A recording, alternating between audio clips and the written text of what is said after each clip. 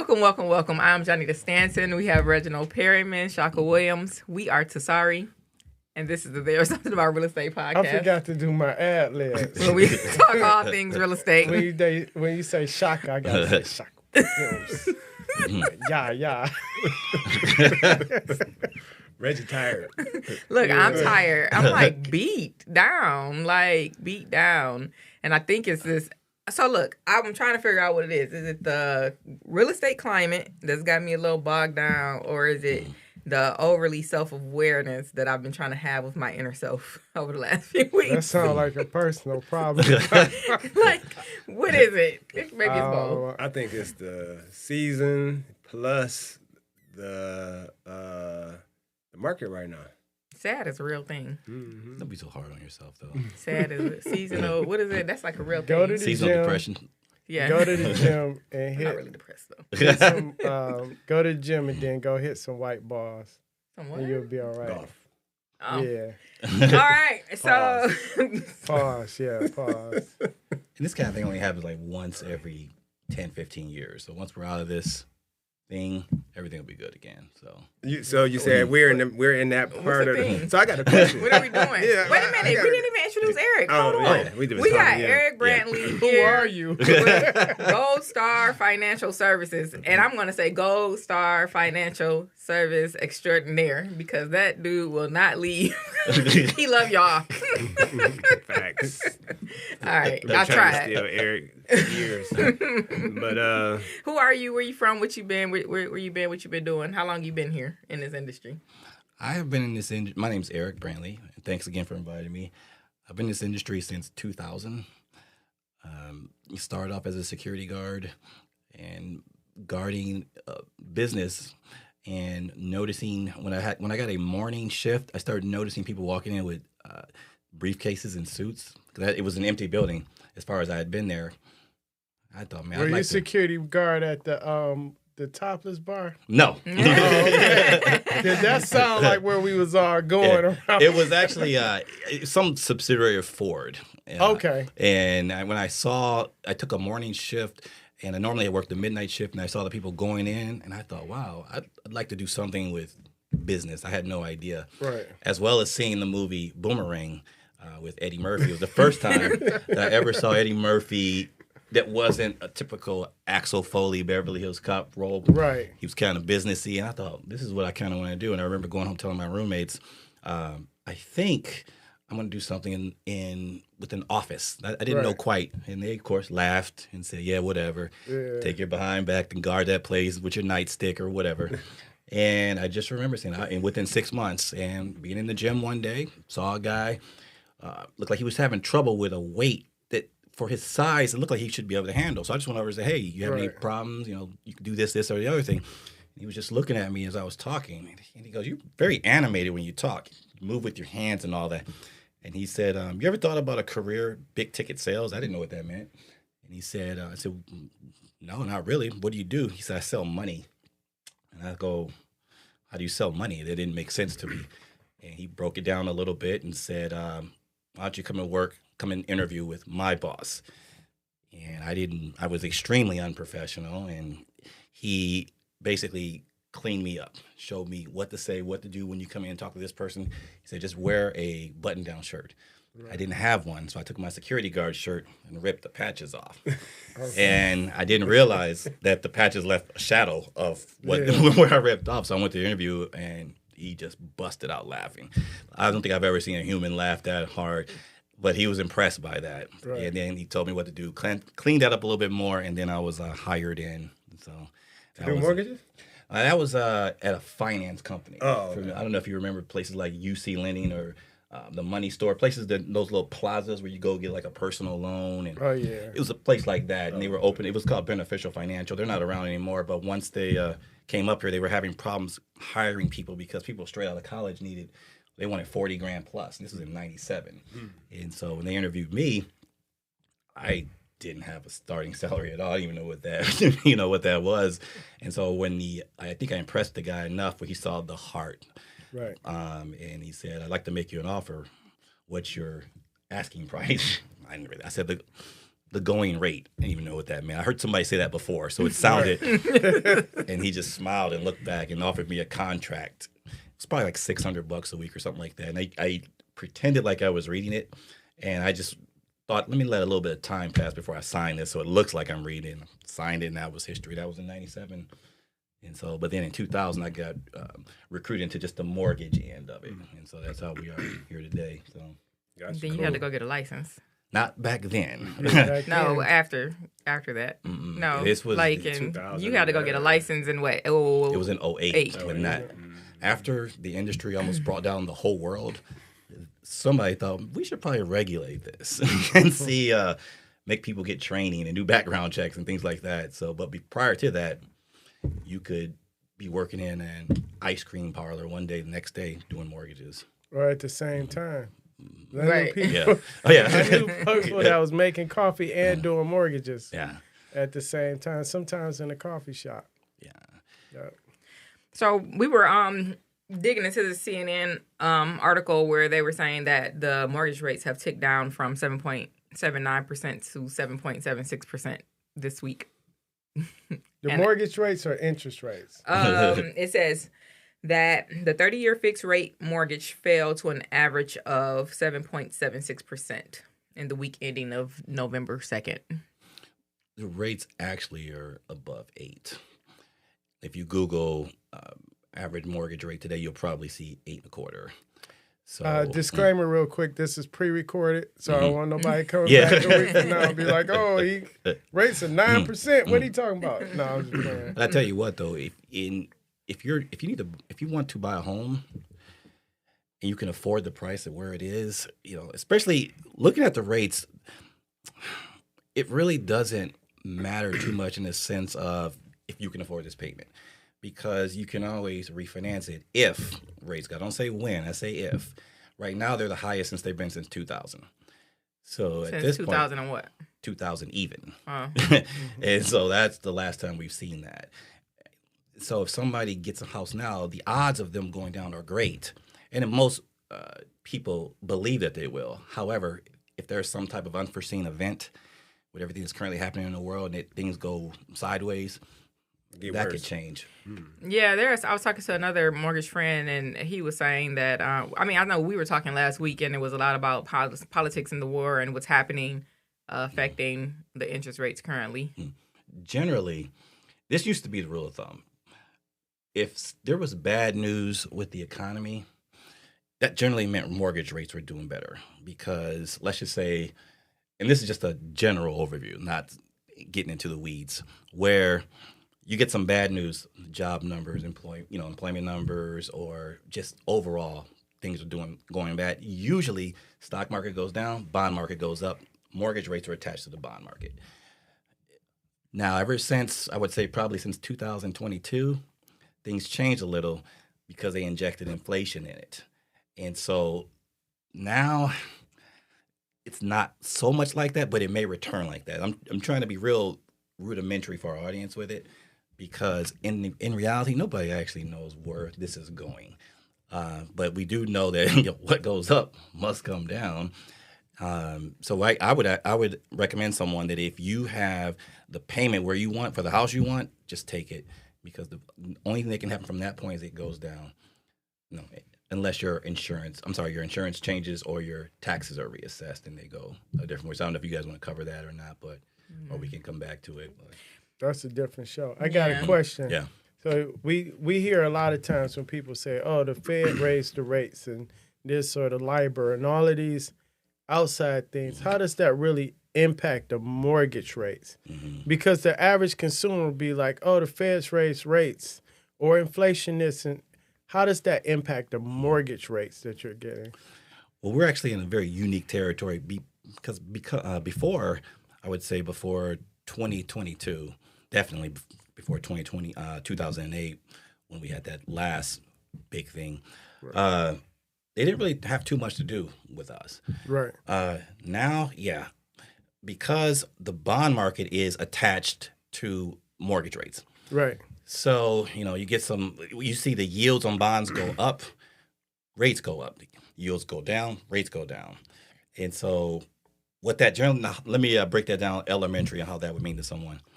When you see those arrows, when you're watching like the news and they have the business portion pointing up with the stocks, that's generally not good for mortgages. Right. Because that means they're not investing in bonds in most cases. This is just a general rule of thumb. Right. But it's not set in stone.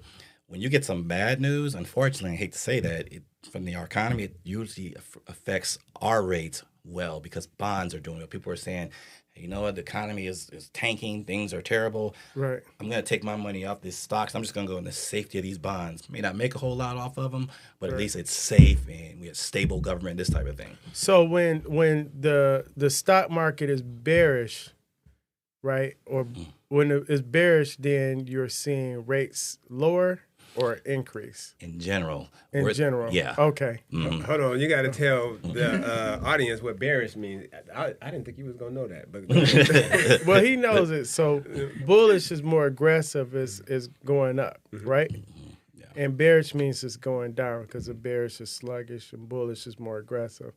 So the mortgage rates are kind of like the opposite of that in general terms. Mm-hmm. Okay. Yeah. All right. So but higher interest rates are benefiting somebody, right? If I'm collecting more interest on my money, is that a benefit to somebody? Who's on the other side of that? Well, I guess if your 401ks and things like that are generally high rates, you know, are good for that. Otherwise, I'm gonna say no. Yeah, it's not for the consumer that's borrowing I don't think it's money. for anybody because even the And the person that's economy, lending right. the money, that's getting more return on their money, they're lending less. Mm-hmm. That's Right. what the Federal Reserve wants, actually, too. Believe Right. it or not. Okay. They want to, I know it sounds bad, they want to, I won't say crash the economy, but they want to stop the rapid growth. Right. And so by pushing things down, by raising the rates, and say, I'm not going to buy this anymore. Before it was 4 or 5 of us, or 10 going after this product, Right. which is driving the price of that product up. So the Fed's like, well, no, we need to bring that down, which they Right. think helps us all. So we need to lower things, slow the economy down. So let's Right. raise these interest rates and things like that. So Fight inflation. So That's the cheaper the money, the cheaper the money, more people will buy. They'll borrow more and they'll spend more. Right. The higher the rate, they'll cut back on spending. And That's kind of the root of this article is going into. They're saying that the applications have ticked down since August. Mm-hmm. Yeah, and the thing about it, though, is we're still, and you guys may still be seeing this as well, we're still seeing people bidding on houses. It's not like 2021 where you had 100 people, half of them didn't even see the house. They're just bidding on it from immediately. Starting tomorrow, I need a lot of bidding. But there is still enough, because some people still have to move regardless of where the rates are. Expanding family or separating families, unfortunately. And there's still less amount of houses. I'm sure you guys have probably covered this on your past shows. So it's still kind of driving the price a little bit. Not like it was, but, I had a buyer for the first time say something that made a little sense. He came into the open house. I went to buy Elijah's open house. And he says that he would prefer to spend more on a rate right now. I mean, the rate is not his concern.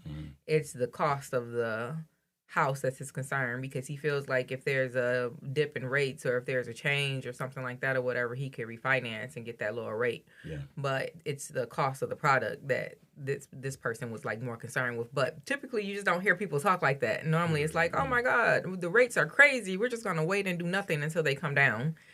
Well, that's why I augment myself to the client. You know how we've done loans together for many years. They want to wait. There's reasons to wait. They want to do it now. There's reasons to do it now. And so I let the customer know there's 2 things that are for sure. I'm not going to live with you, and I'm not going to make the payment. So I want that person happy, because we know what happens when they're happy. We start getting calls from their friends, family members, and coworkers. And that's how we go forward with our own personal careers. So that's always my number one thing, is make that client feel comfortable with the decision that they want to make. And I just back them up. And so that's just how I see it. Because I know it's like being in that position too. And so that's why I even tell people, if you have a client that's even thinking about buying a house, you don't have to commit to me, but just call me, because there's so many times that they think I'm gonna do this, this, and that, and then I'll call your guy. And they've done something they thought was good, and it ended up being detrimental to them. Give us an example. An example would be, so you tell your client, give Eric a call. Cool guy, he'll run the numbers and tell you what. Well, she goes, I'll call him. And they wait a couple of weeks. And they go, I'm going to pay that cell phone bill from 2019 because I know it's on there. They've been calling me. Then my credit will even go further.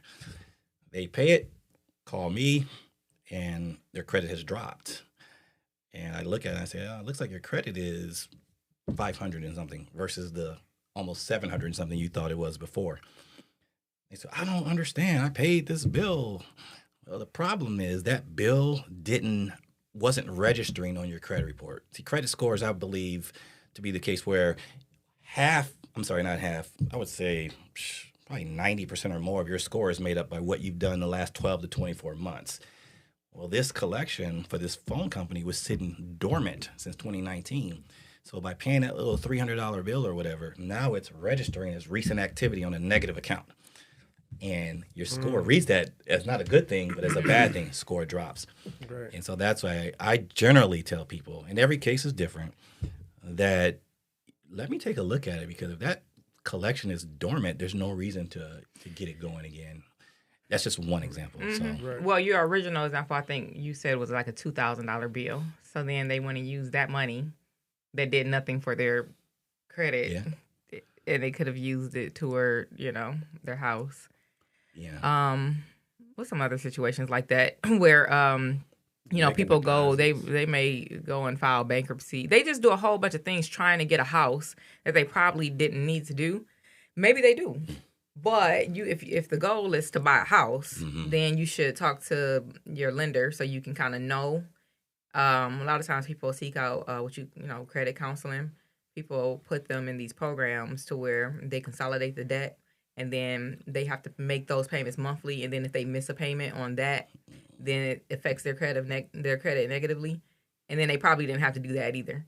So I'm not saying in all of the situations people didn't need to go in any of those directions, but we've seen enough times where it was like, well, why did you do that? Well, I think the issue is because it's a lot of you got all these credit repair companies, or we fix your credit, and it's one thing to get your credit score up, or get your collections written off, or whatever you're going to do to fix your credit.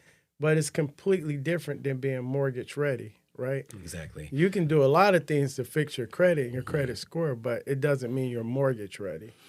Correct. Right. I generally tell people the acronym I use, because there's all types of acronyms in our industry and many industries, is CIA. Mm-hmm. Credit, income, and assets.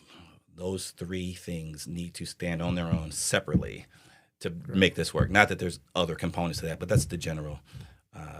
Before the 08 crash, you could just have one of those three things and find a program. After that, those three have to be individual, and you have to be careful because the 08 shenanigans of being funny with the money, if you know what I mean, will quickly turn that CIA into FBI, and so you definitely don't want that. Right. And so that's why I tell people, let me take a look at it, or at least someone else, as well, to make sure those components. Because sometimes it's things done before the loan gets started, and then there's things that's done after, and the customer thinks that this is a good thing. An example I'll use, I had a loan in processing, I think it was last year, and contract had been signed. We're just waiting as the process goes, and I get a call saying, this person doesn't work at their job anymore. So I call the person and say, you don't work at your job anymore? Something going on? She was like, I didn't want to tell you this, but I got a different job. And I was like, oh, okay, no big deal. Same line of work? Yeah. In fact, I get more money. So she thinks she surprised me with this information. Like, this will make your job a little bit easier, huh? I said, so far, what you're telling me, it sounds like it'll be a little easier, but how much do you make? The number she told me was less than the number that she made per hour on her previous job. And I go, how are you getting more money if you're making less per hour? Because they don't take any taxes out. I said, oh. 1099. You wouldn't have to be 1099, would you? She didn't really know what that meant. And so I go, they take your, we know where this is going to people in the industry. Yeah. I'm thinking this deal is dead.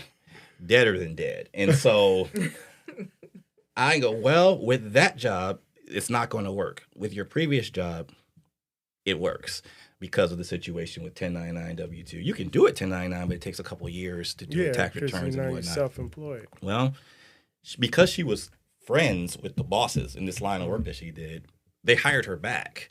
And I think they even gave her a raise to come back. They wanted her back. So she went back there and we were able to document what happened, do a letter of explanation, and we were able to close it. But that was a nail biter. So that's what, tell me, CIA, your credit, your income, your assets. She said, the hell with this. Right. In her heart of hearts, she thought she was doing something good. But sometimes intention doesn't matter. I mean, I'm drinking this coffee here, but if you accidentally spill poison in it without realizing I drink it, it's the same effect. And so that's why communication, not just from me to the realtors, but also me and the client. And so I try to make them feel very comfortable to tell me anything. In fact, the analogy I use is that think of the lending part as the court, and think of me as your lawyer, even though I'm not a lawyer, and think of the underwriter as the judge. Yeah. You can tell me whatever, and I will present it to the judge, underwriter, the way it needs to be presented. Yep. And so I just encourage them, just tell me, because you do not want to get in a situation where, I'll just let it. That's a good analogy. It is. Yeah, I like that. Yeah. We did that for a long time. I'm so tired of that stuff. I mean, I was just telling someone, I'm like, I feel like I've done my fair share of charity work. Because a lot of what Eric is talking about is just educating people, getting people home ready, right? Mm-hmm. Mortgage ready. Yeah. Like that kind of a thing. Everybody home ready. They just say mortgage ready. And just trying to help people to increase their credit and educate them on the home buying process, and then help them meet the end goal of home ownership. Yeah. But when you have people who don't have a whole lot of money, and then they've struggled, and so the credit is kind of subpar, it's a lot of work that goes into all of that, and it's a lot of education, and we don't charge for any of it. Right.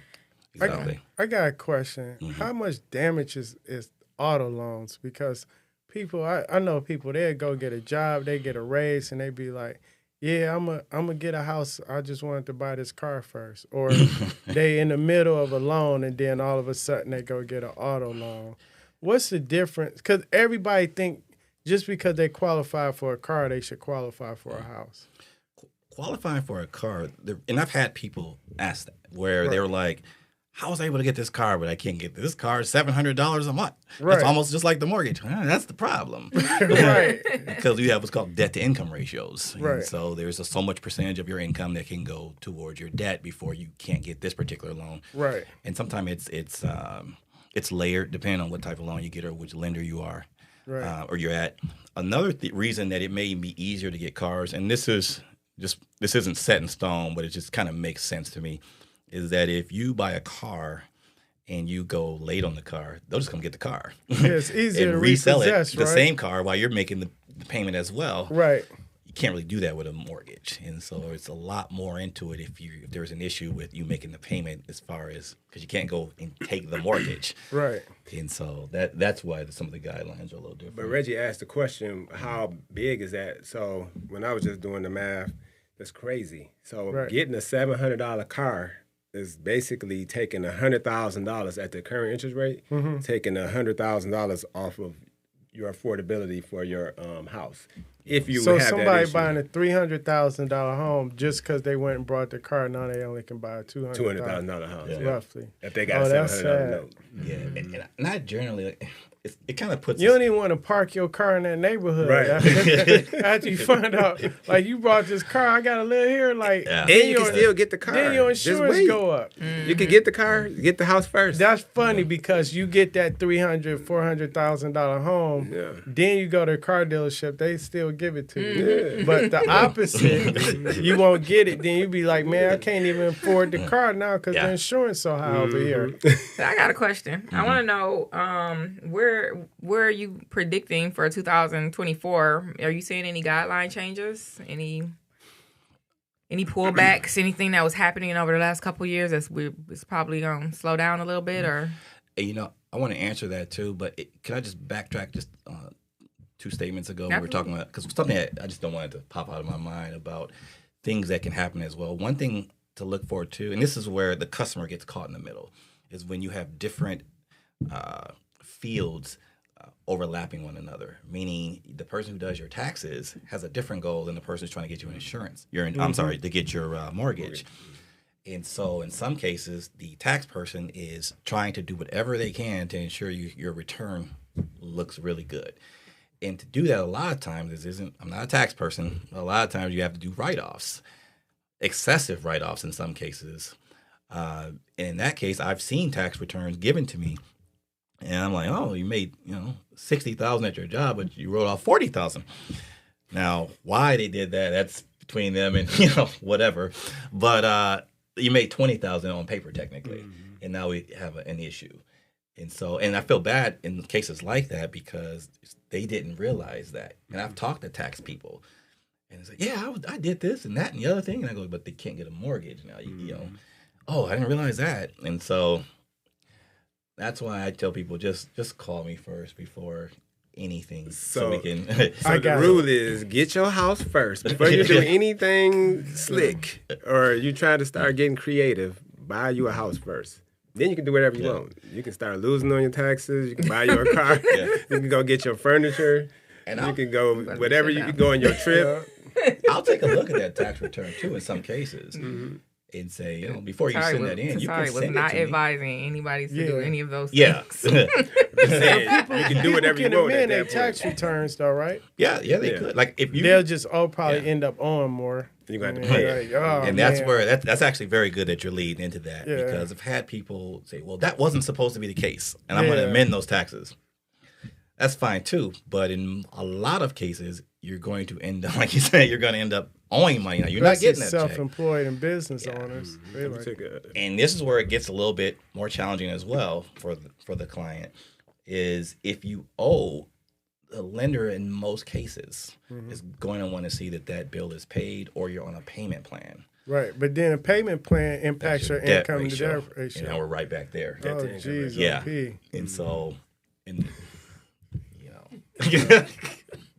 Reggie said, Jesus. Yeah. So what we going in this new market? I want to know. Y'all dragging Wait, I gotta ask. Okay. You've been doing this for how long? 23 years. 23 years. Have you ever been scared of the market that was coming ahead? Like, have you ever said, I might have to find something new to do? Honestly, I was more afraid when the pandemic hit. With that one was the scary, when things were being locked down. We weren't sure. Right. Little did I know that was going to unleash rates so low we had never seen, which in turn flipped into where we are now, where the rates are on the north side of high. So, but honestly, I'm optimistic, because at this point, and now I could just because we've been beat down the last 2 years. We did a bunch of loans in 2019, didn't we? I think so. Right, but when it hit 2020 is when, like, after the spring when they opened up, and then that 21 was it went crazy. Yeah. But the crazy thing, I know me and Eric was in the middle of several deals in March of 19. Like, oh my God, what is about to happen? Right. Got clients just signing up. How are we gonna get them houses? We did a conference call. You mean 2020? You sure? No. 2020 was when it happened. Talking about COVID, right? March 15th to 2019, wasn't it? That was 2020. What, 2020? Yeah. See, it was so long ago, you forgot. Yeah. We were all, right now, I could just be delirious from getting beaten to a pulp by the market itself. But in the end, I mean, it is what it's going to be, because people still want to buy houses. I need to, too. Most people I talk to, the rate conversation is like for a split second of talking. Most of the people that where the rate and following what the Fed's going to do and all that are for your refinance customers. But right now, they've got no reason to do anything. Sometimes I'll just tell them the rate before they even get going. Yeah. And whoa, it literally pushes them back, because a lot of them have 2s and 3s and low 4. And so unless something happens where they need to get and they get the money out or something like that, don't matter. Depends. They be so they don't understand that they should do an equity line instead of a refi. But I guess we'll talk about that in a minute. But so to piggyback off of what Janita is saying, all right, you said this earlier. You were talking about we've been here before a little bit, right? So yeah. a little bit. So, and if you were to compare where we are right now in this cycle, because you basically alluded that is in the cycle, we're in a certain spot in the cycle, right? Mm-hmm. So in this cycle right now, what year would you say this most resembles? I would say 2008, 2009. I said 7. I don't feel like 2008, 9 yet. Really, 2007 when we were getting, it was like towards the end when certain programs started getting discontinued. Mm-hmm. And you thought, oh, this is odd. You know, so I can't get my 540 score approved no more 100% loan to value. And so, but I think, if I recall correctly, especially in 2008 around September, because I remember you had Barack Obama and John McCain were running. I think John McCain suspended his campaign at the time, and they went to Washington. This was like, we were on the verge of the Great Depression, according, if they didn't get a certain amount of money from that package signed. And I remember, I've seen documentaries and even movies on that 2008. This is kind of resembling that. But it's weird. It's kind of like a good market and a horrible market mixed together. Like it's a hybrid. It's so rates are higher than they've been. The cost for the rate is actually a lot higher than it's been too. I ain't never seen so that. Yeah, that's where we've never seen the two together. But it's still a very strong market, strong jobs market. You know, I don't know too many people personally that don't have a job unless. Not saying that people, they don't want to work. I don't want to like. It's like everybody's hiring. Like, what if people don't want to work? No, everybody is a entrepreneur now, so not enough people to work. Yeah, right. Yeah, that's Well, here's the thing with houses: everybody gonna need some place to stay, and people will always make the choice whether they're gonna rent or they're gonna buy. You're gonna have to do one if you can afford to, right? And people that are complaining about the rates haven't been around long enough to know that these rates are pretty average compared to historically, And then there's always a new influx of buyers that wasn't even in the market when rates were 2% and 3%. They had no idea they were 2% or 3% because they wasn't even in the home buying process. First of all, you ain't never gonna see it again. So stop. They should just throw the 2% and 3% away. Even the 4% and 5%. Like that's, I know that's happened, but. Stop thinking in those terms. And rental rates are not fixed because whatever you pay for rent is likely to increase year over year or follow inflation or the cost of housing. Your fixed rate can be your house note with the exception of taxes and insurance. So you have a little bit more control at this rate, at this fixed expense. But our job is to let people choose what they choose to do, whether they choosing right for them. But long term, looking back, it's like, hey, I was paying $1,800 a month for rent, and 3 years from now, you was paying $1,200 for a mortgage, and you compare the two. The person with the house usually comes out ahead.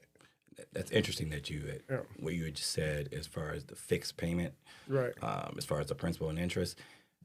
One thing that it seems to me that a lot of loan officers don't do that they should do, I don't know if it's intentional or because they just don't know, but it doesn't matter if you're on the receiving end of this, and that's not telling the client that those taxes are going to change by that house when it gets reassessed. One of three things: it's going to either stay the same roughly, go up, or go down.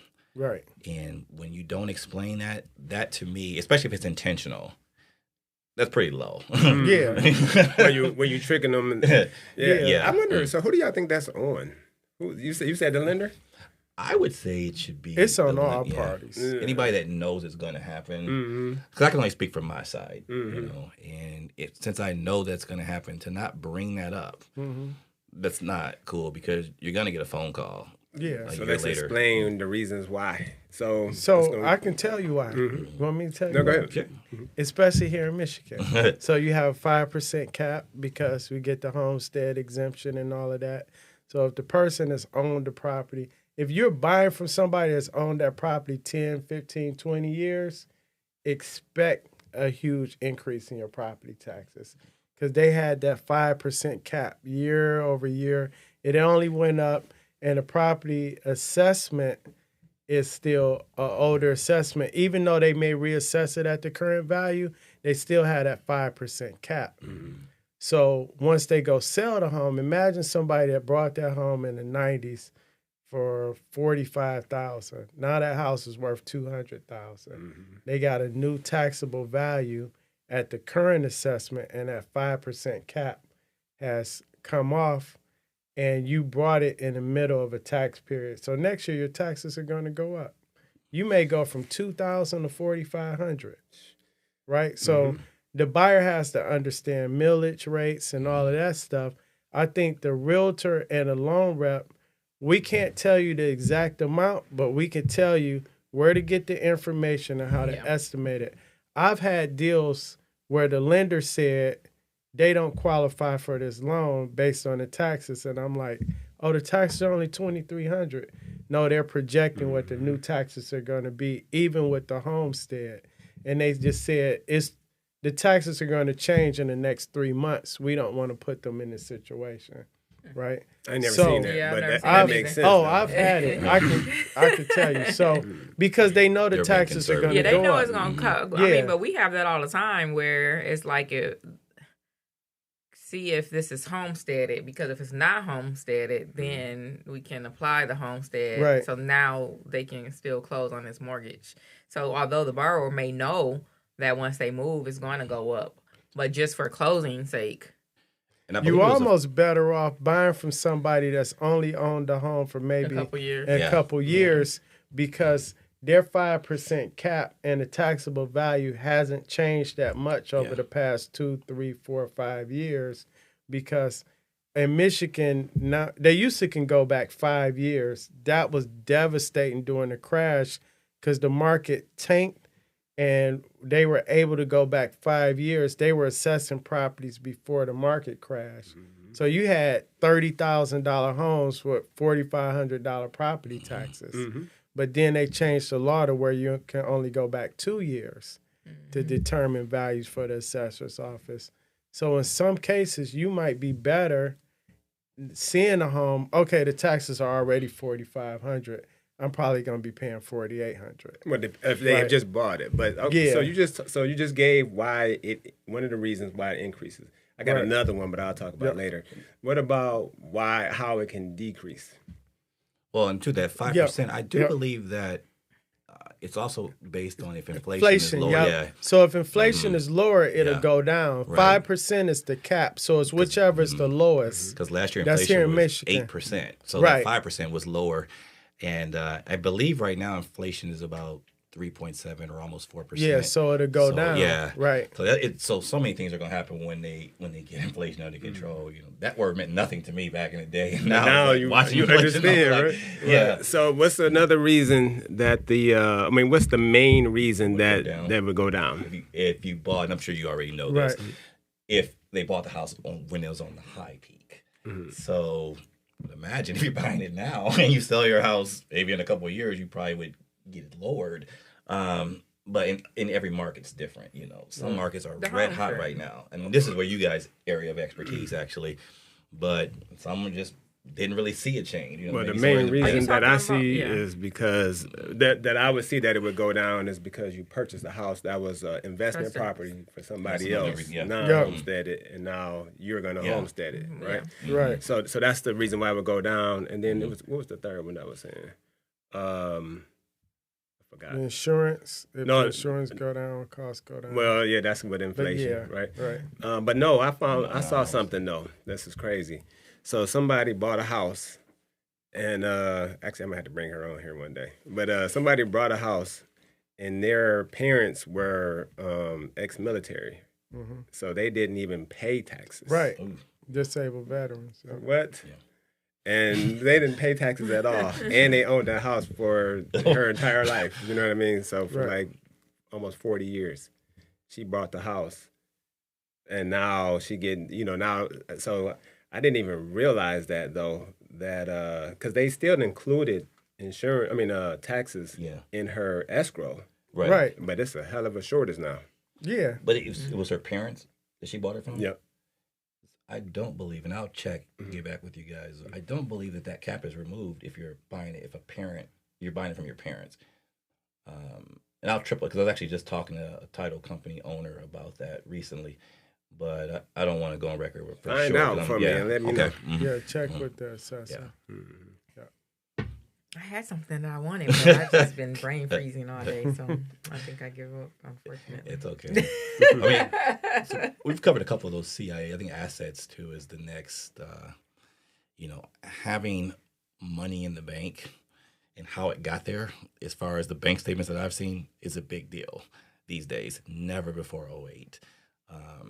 And so it's best once I keep deferring back to call me first so I can take a look, because in some cases there may have been activities or how it was deposited that could raise an eye. Mm-hmm. And so it may be best to let some time go by and let's get some new bank statements going forward, because you may not have realized how this pattern of deposits would affect if an underwriter saw it. Mm-hmm. So that's one of those things. I know what I was talking about. Mm-hmm.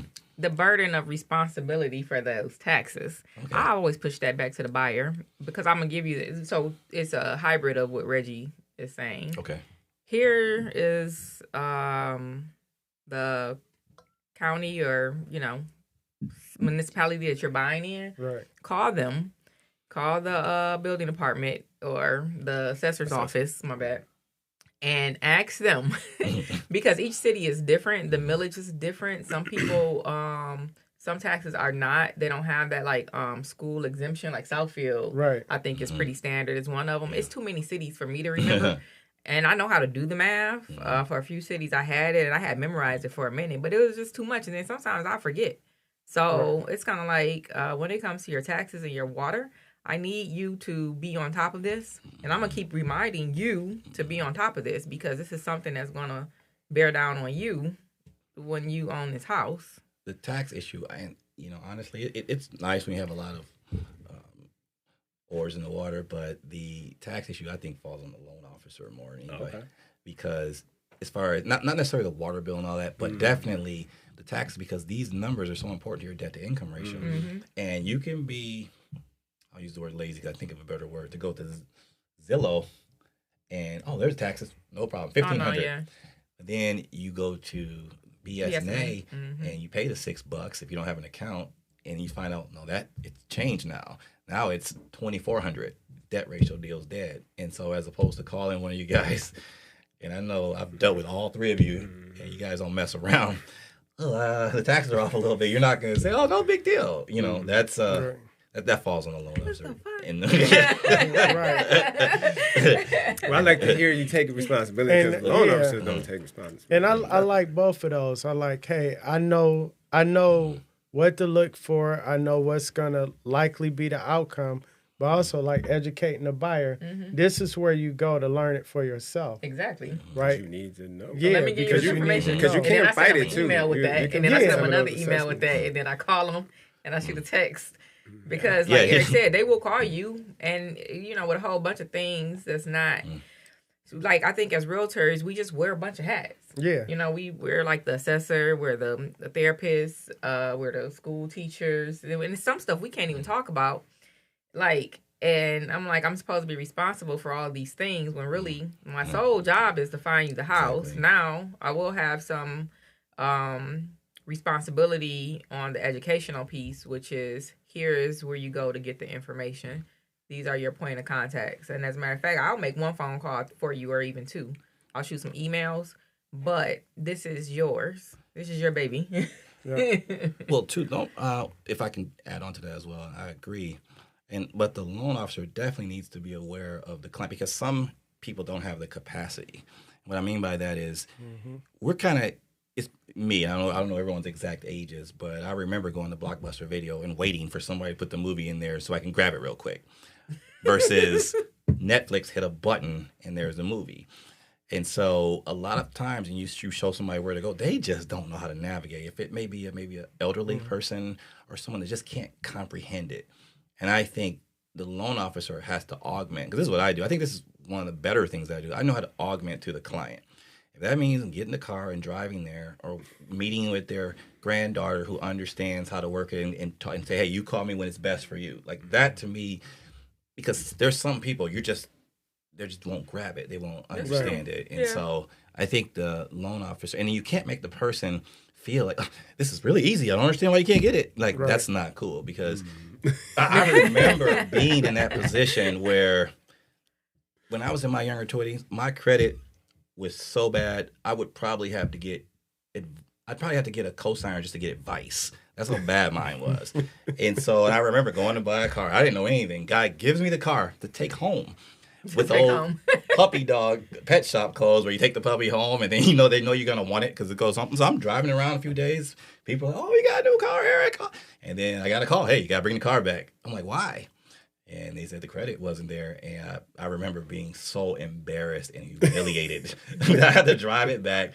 And the guy was like, sorry. He wanted to shake my hand. I was really upset. What dealership was that? I cannot remember. It was. Because I'm like, dang. This was in. I would have been going from dealership to dealership. This was in the mid to late 90s. Like, get me a new car every 3 days. Forget every year. I remember that feeling, and so I most people will tell you, talking to me, I will make sure that I try to create the environment where they're not embarrassed, right?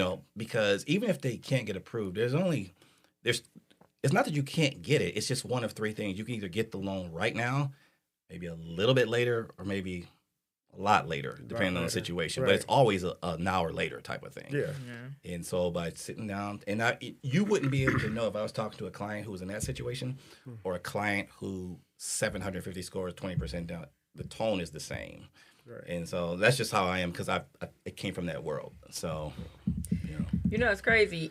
People always, we have to have people that we refer everybody to, right? And then, like, when I mentioned Eric, people kind of wonder a little bit, like, why? So, because I have 2 people that I mess with from Gold Star, right? And so, what's the difference? That's what it is. It's the attitude around when I have to call Eric and ask him really for, like, almost anything. It's the response back and how I know he's going to treat the client. Right. So a lot of times when we're dealing with our clients, it's good to like mesh like personalities with personalities. People who are going to do a little bit better and help. Right. So they're saying Eric might be too nice sometimes. Eric is very nice. He'll get upset a little bit. I know when he's getting upset, it's been a minute, but I'll push him and I'll be like, I don't care. I want to end with Eric saying, I thought you was going to say it, but you didn't say it. Oh, I'm sorry. Which was, it's not if you're going to get the loan, but when you're going to get the loan. Mm-hmm. Yeah. Right? Right. So we're going to get you to the finish line. Yeah. Maybe, hopefully it's now, but if not right now, we'll eventually get you set up to be mortgage ready. Yeah. Yep. 100%. All right. What can we find you at, Eric? I want you to call or text me. And you know my thing. You can call or text me weekends, night, 248-242-1057. Call them at 12 a.m. Like, I'm just playing. Text me. If I'm up, I'll grab it. Say the number one more time. I think I was over talking you when you did the area code. 248-242-1057. That's it. Now y'all know that's my guy. Because I don't remember phone numbers. That's a wrap.